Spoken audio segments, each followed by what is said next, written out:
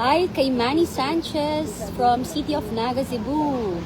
Sarah PRRD Grabe DBS si supporter. Sarah, no? Dinumog doon sa Cebu. Yes, as usual. Alam mo yon, it's Hindi all... kailangan mag-announce. Hindi. At saka, ang napapansin ko kay VP, hindi talaga siya cloud chaser. Yes. Nagugulat na lang tayo, even, hindi siya nag-a-announce kung saan siya pupunta. Nangyayari na lang, pupunta na lang siya sa isang lugar. Or maybe, ina-announce siya siguro sa mga local government, but hindi niya pinopost. Pinopost niya after na mangyari. Pero ang alam ko ha, sabi nila, even ang staff daw halos hindi alam kung saan siya pupunta. Yes, So, oo. she's not the type na gusto niyang i-announce kung Yes. pupunta doon. Kaya lang yung mga tao pag nakita, nagre-react Yeah. na agad. Alam niyo po, totoo yan. Kasi nung bumisita siya sa Senate kay Senator Rodante Marcoleta, ayaw niyang magpasalubong at all. Ayaw niyang, alam mo yun, may sumalubong sa kanya or bigyan siya ng VIP treatment na hintayin siya sa baba. So, hindi talaga alam namin kung anong oras siya darating. Nung sobrang lapit na lang niya, doon lang siya nag-announce. Pero doon lang siya nagsabi sa office. Kasi sinabi niya na, wag niya na akong sunduin. Ako na lang pupunta mismo, diretso. So, yun, wala siya talagang VIP. Yes, that's true. Pero Diba? grabe, no? It also, yung contrast din, di ba? Nung isa, Yes. na kahit ina-announce, wala naman pupunta mga tao, tinitingnan nga lang kahit Correct, napapadaan, ano? Pero yun talaga. Nakita ko yung video talagang pumupunta, tapos nasa loob na siya ng car, yung mga tao, di pa rin siya tinatantanan. Diba? As in, sad reality na may ganitong nangyayari sa ating bansa at may mga leader tayong hindi nagkakasundo. Pero kasi pwede naman sana kung talagang yung totoong pinaglalaban mo is para sa bayan tsaka sa mamamayang Pilipino, hindi yung kinukonsinti mo yung kamalian. Yun yung nakakalungkot, diba? Yes. Tapos, kaya mo pang sirain yung kasamahan mo supposedly sa campaign at liderato para lang makuha mo or magawa mo yung kagustuhan mo. Okay lang sana kung nasa tama. Kaso, napaka-corrupt kasi. Alam mo Correct. yun? May mga tinatago Yeah. Actually, naisip ko nga na parang, you know, what our country actually needs is yung mga bata, hindi pa tainted. Yes, Alam fresh. mo yun? Kasi ngayon, it's already a broken system, tapos people na entrenched na doon, parang nagtitake advantage pa sila. Diba? Kasi alam nila broken yung system. Alam nila kung saan sila papasok. So that's really the problem. Eh ngayon, sino mga lumalabas? Yung mga bata nating mga politiko. Exactly. Actually, kanina when Rob and me, nauna kami dito before kay Comgy, nabanggit nga niya yun sa akin na, you know, the way I think, sabi ni Rob, kailangan natin ng mga bagong leaders. Kasi yung hindi corrupted, tama, talagang di polluted, not corrupted. Kasi ang nakakalungkot pa, is sad that kung sino pa yung mga established supposedly na yung matatanda na magiging leader ng ating bansa, na dapat sila yung maggagabay sa mga kabataan or bagong leader, sila pa yung nangungunsinti ngayon. At ginagamit nila ang batas para ipasok yung korupsyon na pinaplano nila at ginagawa nila. Exactly. Diba? At That's saka, the real problem. agree. Tapos parang, how much more do you want? Yeah, I know. Dapat yung mga Pilipino, tayong lahat, kumilos na tayo guys. Kasi hindi na, kahit ikaw napipil mo naman, di ba? Hindi naman, basically, kung titignan mo yung buhay mo, pahirap ka ba o payaman? Right? Kasi yung ASEAN, na mga kapitbahay natin ngayon, tingnan mo naman sila, umuusad na, pero tayo, we're an outlier in fact, no? In one of those now, when they did the evaluation, outlier ang Pilipinas, ang layo-layo na natin compared to other people. Agree. Sobrang layo. Sobrang hindi na natin alam. Kasi alam mo, kung iisipin mo sa laki ng nananakaw sa ating bansa, kung yung ninanakaw na yun, we're developing our country, tinutulong natin ang may hirap, yung perang yun, libreng-libre na talaga ang health industry natin. Yung pagpapagamot, lalo ng mga mahihirap. Kung yung perang yun ginamit natin sa tama, walang mahirap. Pero, sabi daw nila, may nabasa akong libro about predatory government. Ang tina-target, so that they would remain in power, especially yung mga corrupt, tatlong bagay. Number one, they keep people uneducated. Yes, that's Right? true. I So believe hindi in nila that. inaayos yung education. Para pag ignorante yung tao, madali siyang i-manipulate. Second, yung health. Kasi pag na-compromise yung health mo, kahit anong gagawin mo di ba? Totoo. So kapit, ang tawag nila doon sa Tagalog? Kapit sa patalim. Kapit sa patalim ka na kasi compromise na yung health mo. Yes. And ang pangatlo is nakalimutan ko. Pero yung dalawang yun, importante, nangyayari sa mga tao ngayon. Ano sabi, according to data, pinaka-illiterate halos, di ba? Even our adults, nag-college naman, but we're not really that illiterate. Second, yung health natin is compromised. Nakita naman natin yung pag-transfer ng funds from PhilHealth, no? And then at the same time, ngayon namumroblema tayo. Kung titingnan mo, ngayon, parang wala nang ipit yung PhilHealth natin, di ba? Kung konti na yung mga dati-rati, ang laki-laki nung Sorry. benefit nun. Ngayon, hindi mo na halos maramdaman. Yeah. Tapos yung mga doktor ha, pumapatong na sila ha, para lang ma-maximize din nila yung profits nila. Correct. So, Alam mo, it's sad, no? Kasi actually, I have a story to tell. Yung last December, it's an old, sorry, not old, retired Navy na sundalo na kaibigan ko. Navy to, NABSOG member to. Yung asawa niya na hospital. Tapos ayaw gamutin yung asawa niya kasi kailangan bayaran niya yung bill. Isipin mo to. Alam mo, Navy to ha. Ang mga Navy, parang Navy and Marines kasi grabe yan eh. Magtrabaho talagang yung sinumpaan nilang tungkulin, ginagampanan talaga nila. Sabi niya sa akin, Ma'am, kapag hindi ho nila ginawa to, baka pasabugin ko tong hospital. grabe no? That's how desperate pag nagkakasakit ang mga mahal natin sa buhay or even us kasi life and death yung nangyayari. So, aabot pa ba tayo sa ganyan? Tapos, how evil these people na kinukonsinti ang pagnanakaw sa gobyerno at yung okay lang kasi kung yung pera for health natin is galing sa kanila, personal ng pera, kaso galing din sa atin eh, sa tax ng bayan, sa dinideduct sa ating mga sweldo or sa binabayad natin from our businesses. Diba? Ako nakikita ko doon, aside from the money, parang may systemic talaga na manipulation na nangyayari. Oo. Na yung mga tao, nanghihina yung mga tao, di ba? And we don't have that courage. For example, pag may sakit ka, it's not just the money that's affected, hindi lang yung pocket mo. What's also affected is yung paano ka mag-isip. Hindi ka ganun ka-bold. In fact, kapag nagkasakit, Papaalam ka na. Oo. alis ka na ba? Sabi mo, Guys, ang lola nyo ha, mauna na muna. may meeting na. Oo. Actually, Sinusundo ko siya. sinusundo na ako ng ka-meeting ko dahil magti-tiktok kami ng Opalite. Bye.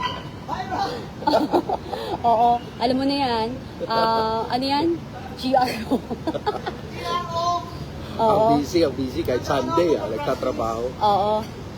Oo, di ba? Sumasayaw habang naglalakad. Oo. Anyway, First time ko naka-breakfast si Comg. actually, Ganun pala ano yung yan? gabi ko talaga. It's a teaser. We're going to have something for you guys soon. And maganda to. Kasi as usual, si Comg, no holds bar. Si Rob naman, very intellectual. As you can see, if you follow niyo siya sa Facebook, Rob Rances, R-O-B, R-A-N-C-E-S. Yan ang kanyang Facebook account. Mababasa niyo ang kanyang mga post. At makikita niyo naman dala very factual. At saka present yung kanyang mga topic. Makatotohanan. Salamat grabe yung promotion baka ano. Totoo naman. Alam mo ba nung nagsimula ako, kasi hindi nga, wala nga ako background sa politics. Yes, diba? yes. So nung nagsimula ako, natatakot ako sa mga pinopost ko. Oo. Kasi yung- Natatakot kayo sa mga pinopost mo. Oh, in a sense, kasi diba feeling ko wala naman akong authority to talk about it. So, yun, basically. Yun lang. That's not true. Okay, guys, alam mo, lahat tayo may authority to speak up, especially if it's for the welfare of our country and for the Filipino people, diba? Kasi, if we will like tolerate those people na binigyan natin opportunity, like we put them in power, kasi tayo ang bumoto sa kanila. Basically, tayo yung amo nila bilang government official. So, amo nila tayo dahil tayo nagpapasweldo. We have the right to question. May karapatan tayong tanungin kung ano yung mga maling nangyayari sa ating bansa. May karapatan din tayo magsalita at magreklamo, di ba? Ikaw, as a neuroscience, and you can see everything. Para kang profiler in a way eh. When you see people and they speak up, nakikita mo yun eh. You don't need to, sabi mo nga, di ba? Oh, parang natutunan ko na yung mga patterns of people at the same time how the brain actually works. And also I can hindi ko na pwedeng masabi yung Secret. Secret marami na. may mga ethical na ng neuroscience because we basically Correct. are exposed to how the brains are working. Totoo. So, but hindi medical to kasi may nagtatanong kanina kung anong Yeah. pwedeng i-recommend dun sa So I don't practice medically. Medicine, yeah. So, Psychologically. yeah, and biologically, parang I work in a laboratory, although wala tayong neuroscience laboratory in the Philippines. So, I work in a laboratory, tapos tinatry natin yung anything connected to business, personal development, also even politics, neuropolitics, and stuff like that. So, yun, enough of me. So, Yeah. but anyway, yun nga yun ang pattern ngayon eh. Alam mo, isang bagay na nakita ko, since we're talking about neuroscience already, Yeah. you know that overexposure to yung power overreach, kumbaga yung mga people in power, Yeah. nag-a-abuse sila, tapos at the Yeah. same time naghihirap yung mga tao, it actually activates a part of the brain Mm. called dorsal raphe nucleus. Sorry ha, very scientific. Pero Ano explanation nun? pag activated kasi yun, Yeah. yung mental, yung cognitive thinking mo, I mean, yung cognitive processes mo, na supposedly gamit yung smart brain mo, humihina. Yeah. Okay? Okay. So, ang nangyayari ngayon, people think it's already reality and they just merely survive dun sa reality na yun. So that instead na makikipaglaban sila, ang isipin na lang nila, paano ako tatagal sa ganitong klaseng situation. And I think most Filipinos are there. Yeah. Na iniisip nila, paano ako tatagal sa ganitong sitwasyon dahil mahirap na yung bansa natin. But hindi na pupunta sa part ng brain nila na pwede silang mag-isip, na pwede nilang baguhin. And they can be part dun sa pagbabago ng ating bansa. So, kaya itong ginagawa natin, panawagan ko ito. Ang layo-layo nito sa profession ko. But I'm also here, and I'm sure Cathy is also doing business and all of that. But we're all here right now. So regardless kung ano yung background mo, kung ano yung profession mo, kailangan ka ng bayan natin. Oo, tama. Alam mo, dun pumapasok yung sinasabi mo, Rob, na ang nagiging problema natin is yung ang leaders natin, some of our leaders, to abuse and to take advantage of the people is for them not to educate them. Panatiliin silang mangmang, hindi alam sa kanila yung totoong nangyayari sa ating bansa, plus yung suffering, like yung paghihirap na lalo silang pahirapan para kumapit sila sa patalim. Totoong-totoo yan. Yes. Kasi, you know, when you try to think about it, we are a very, very rich country. We are a very rich We have country. so many natural resources. Kaya nga, di ba, And bakit tayo so nahawakan? many resources extracted from our country na nasa bangko sa ibang bansa. Exactly. Diba? So, it's so Yung, sad, nakakalungkot, no? You know, try to think about it. Ito not for anything else.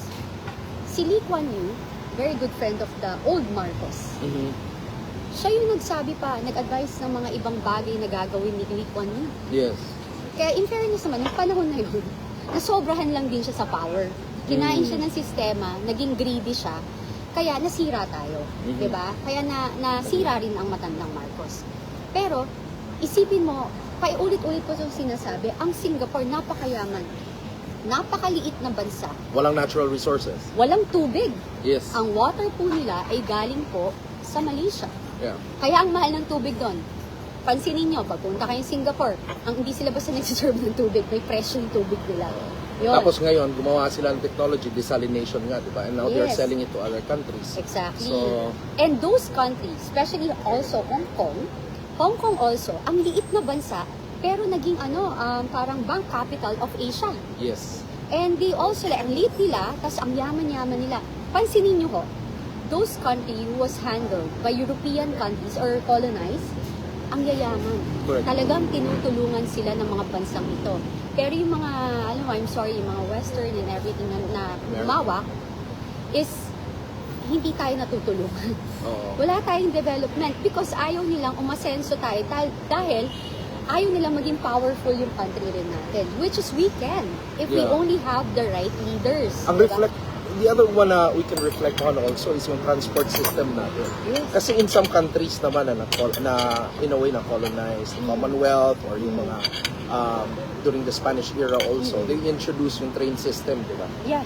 Pero sa atin dito, timing, yung transport system natin dito, nabuo siya when we were under America already. And that Yeah. was also the Industrial Revolution na introduce yung mga gawa sa Amerika na mga sasakyan. Kaya ganito, di ba? Ang dami-dami sasakyan sa atin.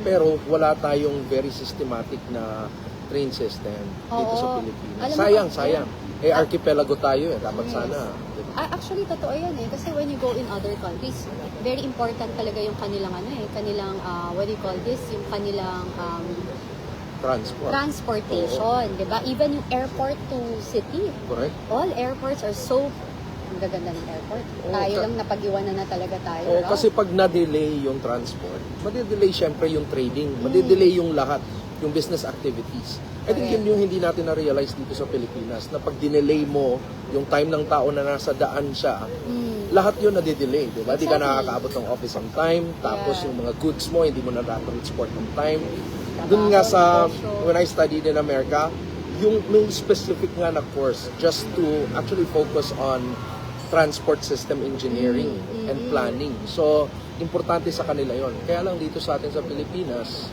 di mo maintindihan. Okay naman, nag-i-improve naman tayo, pero di mo maintindihan. Hindi siya ganun ka-systematic. Actually, Rob, alam nila yan. Yeah. Especially those yung nag-aral din sa ibang bansa at madalas magbiyahe, no? Correct. It's just that we are so polluted with corruption talaga. Yes. And the number one na problema natin, yung greed.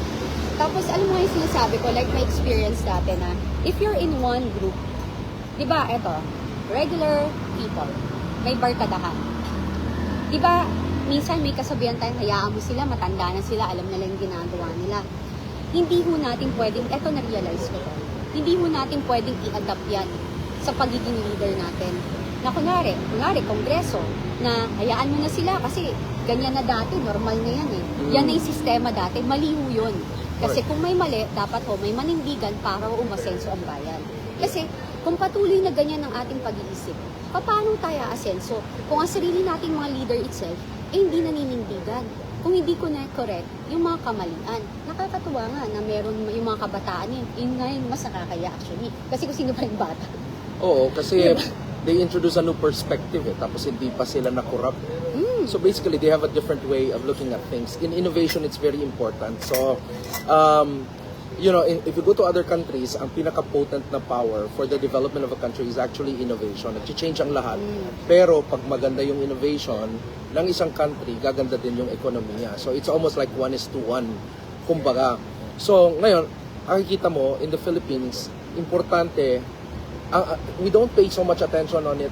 And one of the reasons, by the way, which is a book I'm writing right now, is on the brain economy. Yung Singapore, sila yung pinaka-model ng tinatawag na brain economy. Kasi ngayon, yung brain economy, dinadagdag na ng World Economic Forum now as one of the measures for development of a country on top of GDP or and all of that. So, ang tawag dito, so they're now looking at it na pag mababa daw yung tinatawag na brain capital ng isang country, yung decision making, yung innovation, at lahat-lahat na naaapektuhan din siya. That's true. Alam mo, ako, naniniwala ako na talagang magiging model ng Singapore. Kasi number one, very stable ang kanilang economy. Yes. Even their money, di ba yung dollar, na Singaporean dollars, is hindi nagpa-fluctuate basta-basta. Actually, umaangat. And, you know, I think yung pagiging responsible nila, yung training nila na disiplina is nakatulong. Yes. At saka yung, alam mo, iba talaga kapag parang Japan they're very nationalistic. May process kasi ang Singapore na even if it's already working, ang iniisip nila, it's as if they're running the entire country as a competitive business. Even if it's already working, how else nila dadalhin? Take it to the next level. So they challenge even the system that has been working pero may potential pa to improve. In the Philippines, pag nag-work siya, dagdagan mo lang ng konting batas na pwede mo siyang i-manipulate so that money will actually go to a few people instead of the entire nation benefiting from it. Yun ang nangyayari, iniisip lagi ng mga nasa posisyon, paano sila kikita on a system that is already broken instead of actually fixing and improving the system. Yun nga yung nakakalungkot Kasi ano nga to parang, ano yung... Na-realize ko din naman pala ako mayayain. No? Oh, exactly. Ito actually practice niya to. First time ko humarap. Sabi niya kasi, naku, parang kaya ko kaya kapag nag-live tayo or like, you know, we have a show or something.